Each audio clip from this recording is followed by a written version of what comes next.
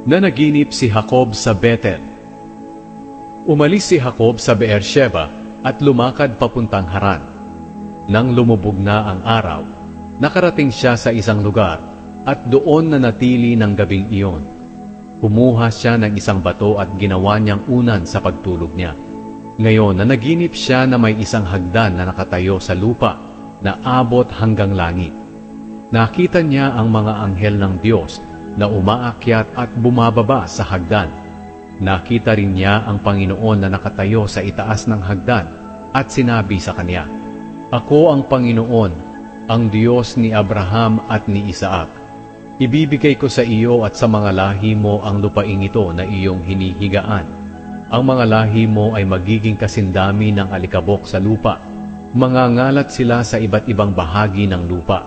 Sa pamamagitan mo at ng mga lahi mo, pagpapalain ko ang lahat ng tao sa mundo. Alalahanin mo palagi na kasama mo ako at iingatan kita kahit saan ka pumunta.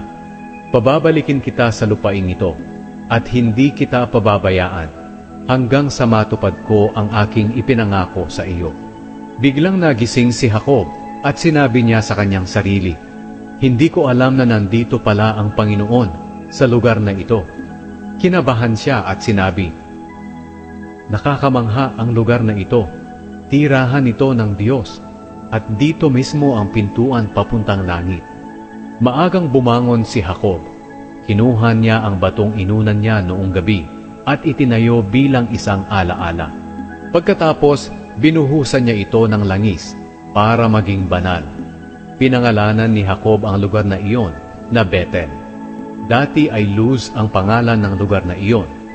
Sumumpa agad si Jacob na nagsabi, "Panginoon, kung sasamahan po ninyo ako at bibigyan po ng pagkain at damit, at kung makakabalik po akong muli sa bahay ng aking ama na walang masamang nangyari sa akin, kikilalanin ko po kayong aking Diyos. Ang bato pong ito na itinayo ko bilang isang alaala ay magpapatunay ng inyong presensya sa lugar na ito. At ibibigay ko po sa inyo ang ika-10 bahagi ng lahat ng ibibigay nyo sa akin."